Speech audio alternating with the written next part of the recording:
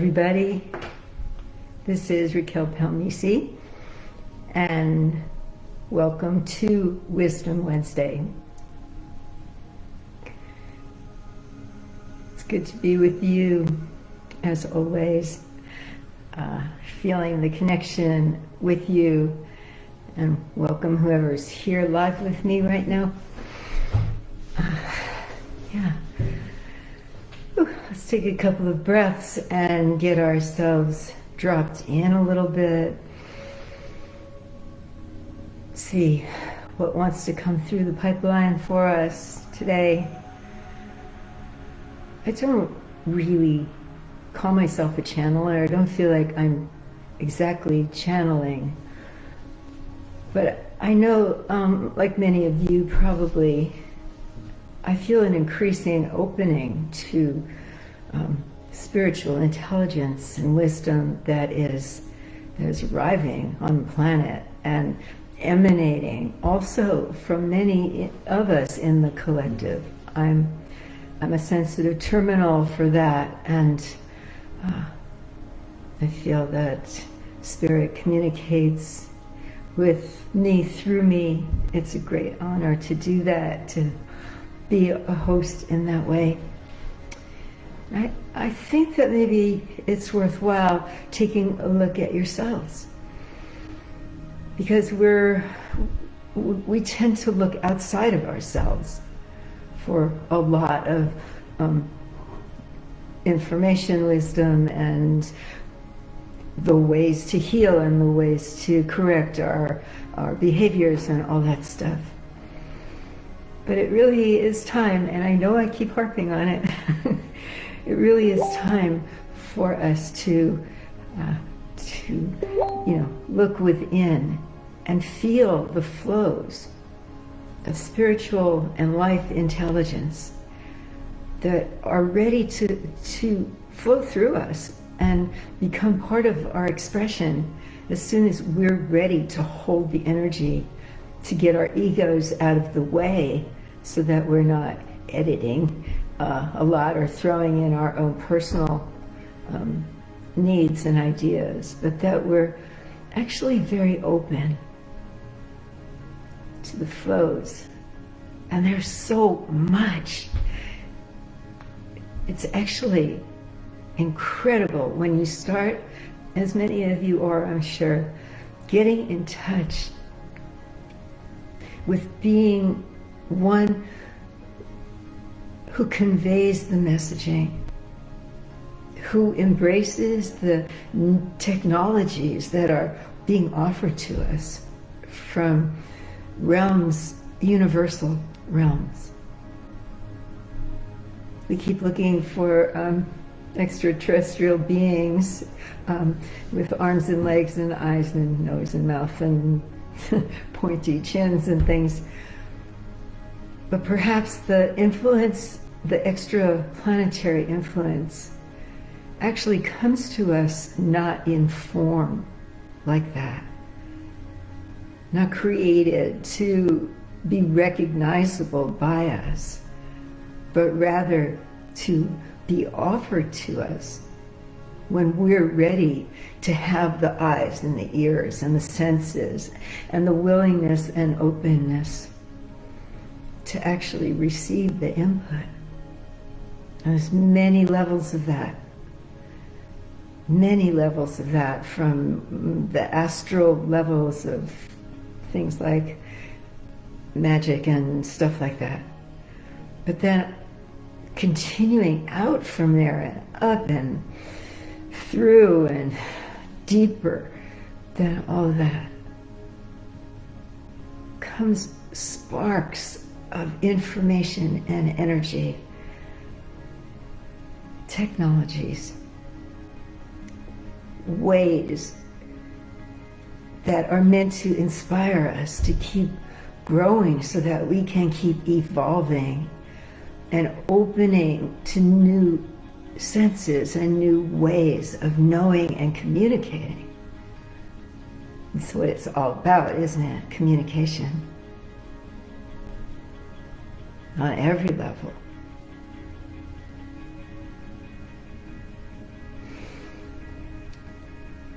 that being said, getting ourselves ready to be the receivers, vessels, conveyors of universal flows of intelligence that are ready to be here, and you know they're coming, and you hear it coming through, and you feel it coming through. In order to get ourselves ready for that, we have to change up something that's pretty monumental within us. And what that is about is that we need to get over how much we dislike feeling bad.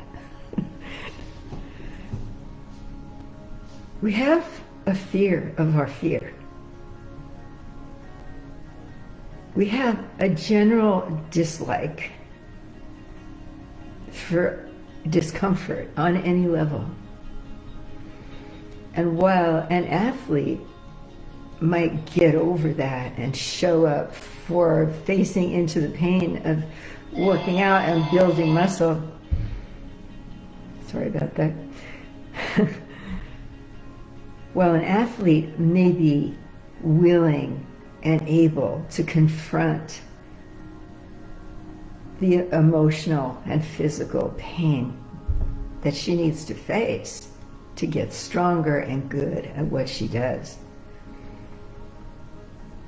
still, there is the emotional side of it that we are completely conditioned and acculturated to run away from.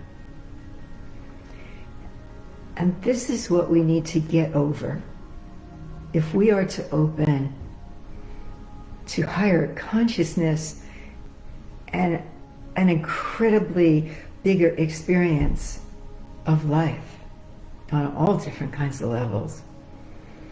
If we want to receive information and messaging from universal forces that make us look like babies, and that's okay.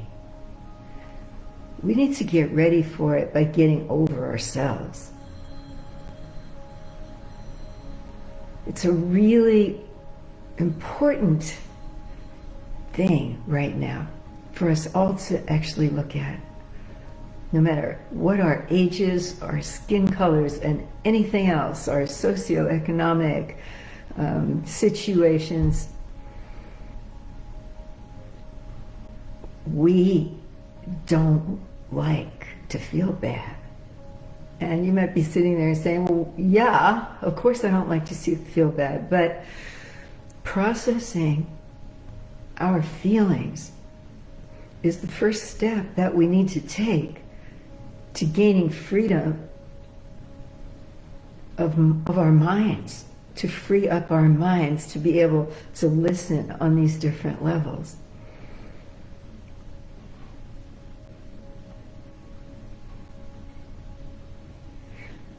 We also need to learn how to face into the things that make us feel bad so that we can process it, so that our hearts can open to our own selves. Because mostly what we do is sit around and criticize ourselves. Because we know that we're missing something. And we know that we're caught up in this kind of circular thinking and being because we just don't like to feel bad. So imagine for a moment if you approached life in an entirely different way. Supposing, as we've mentioned before in these transmissions, supposing you wake up in the morning filled with anxiety. Who likes that? Nobody likes that. It feels terrible and it's fearful. We feel like our day is just going to be wrecked and we don't even want to get out of bed and we're just down on ourselves. Supposing we looked at that not as a problem. Supposing we looked at it not as a problem, not as something being wrong with us. Now, I know this is a leap because we get imprisoned by these feelings and we become afraid of them. Become afraid of waking up with anxiety means we're afraid of fear. The fear itself isn't usually about that much, or at least not about much that we have control over. It's usually something in the future. Fear is, unless the train's coming down on us, always in the future. Not about the present moment. But supposing we chose to not look at that anxiety as something bad or weak or wrong or mentally unstable. I know this is a big ask. I agree with you. Yet, this is the very transformation that we need to make. Supposing we looked at that morning anxiety, or maybe it's at 3 o'clock in the morning when we're really vulnerable and wakes us out of sleep and we're, oh my God, did I screw up today? Or whatever it is. Or how am I going to pay the bills tomorrow? And we clutch.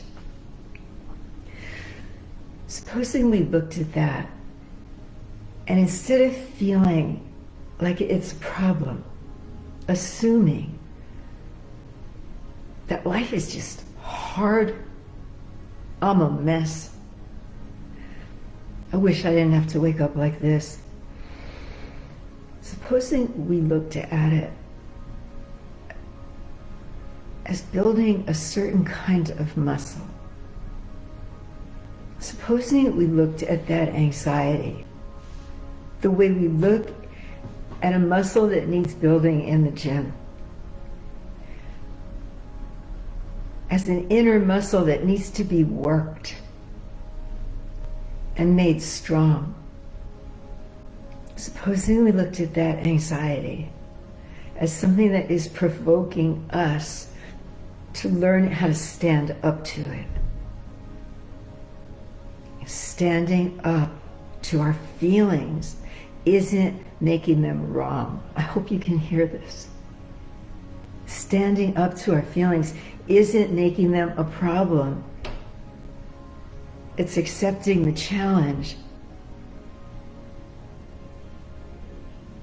to know that we're bigger than the flows of our emotions.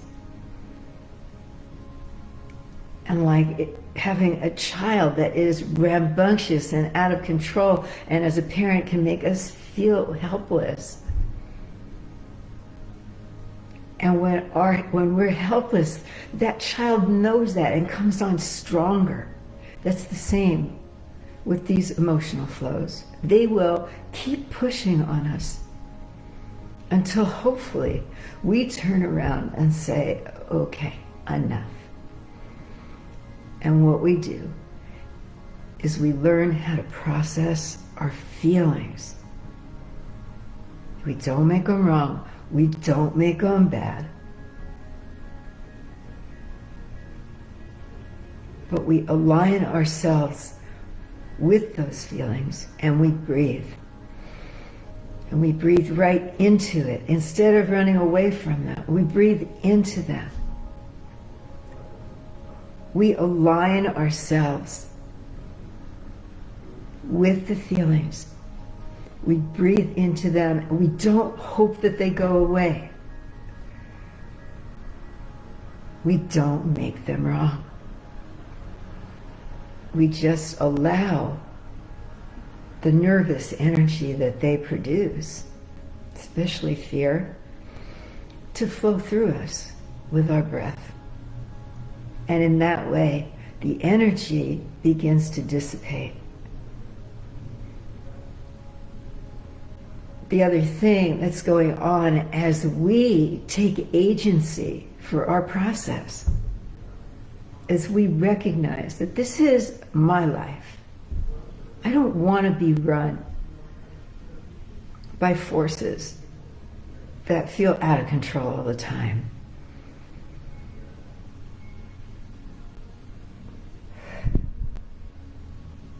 What happens there is that we begin to be at cause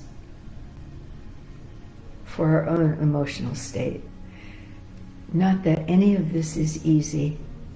It's the hardest thing we'll ever try to do, because we have grown up in a world that has us running away from our feelings at every chance. At the same time, there's something in us that wants to provoke those feelings. We will go to scary movies. We like to scare ourselves. We like to feel the emotional pulls and the stuff moving. And yet when it comes to these really personal things that we think about, we become very weak. We'll do anything to distract ourselves from it, or we'll pull the covers back over our head and just try to go back to sleep or ignore what's going on. None of that works, really, does it? So the second thing that has to happen as we're confronting like runaway emotional flows, no matter what they are, the second thing that has to happen as we're breathing and allowing the energy to move through us, that just feels terrible, I won't lie.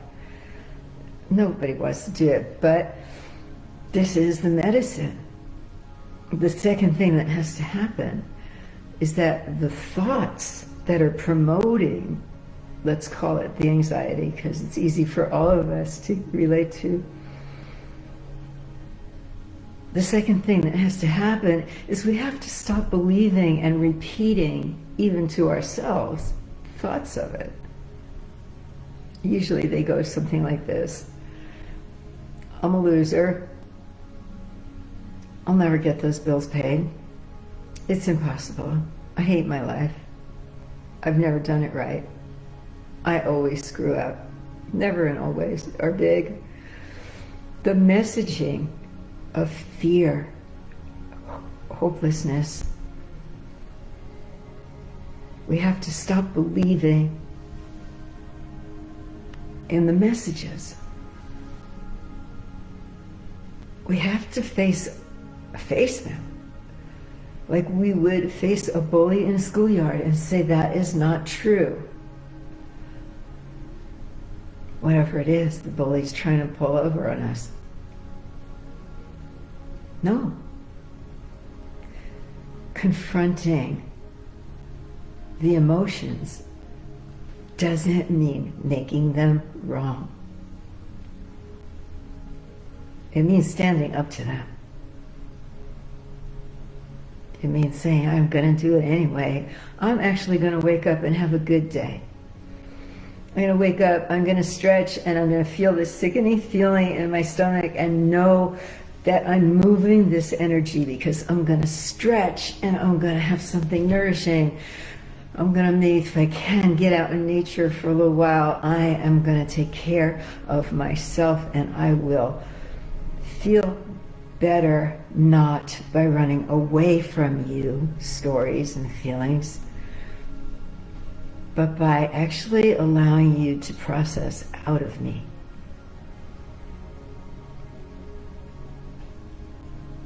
Learning how to do that frees up our hearts and our minds, our bodies too, actually, because you know what it's like when we're holding stress and what happens to our bodies with that. Oh, could go a whole nother hour on that one, couldn't I? All the ways that we try to distract ourselves. And the ramifications of all that on every aspect of our lives. Yeah. So learning to actually confront our emotional flows gives us the freedom to actually not be focused on self-criticism, which is where most of us spend most of our time, unless we're engaged in some work thing that's using our minds and energy, or unless we're distracted by something. We spend a lot of time in critical self-talk. What that time is freed up is when we can become open vessels to receiving, to connecting with forces that are just waiting for us to come to a higher consciousness, waiting to give us human beings so much that we can't even imagine. So what do you say? I hope you're interested. So much of my work with people, with my beloved clients, is about learning how to actually process our feelings so that we can move on and challenge ourselves in greater and deeper and more amazing ways.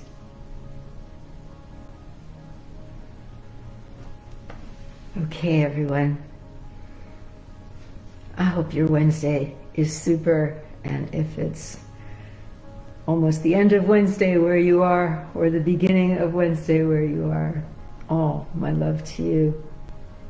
Stay well.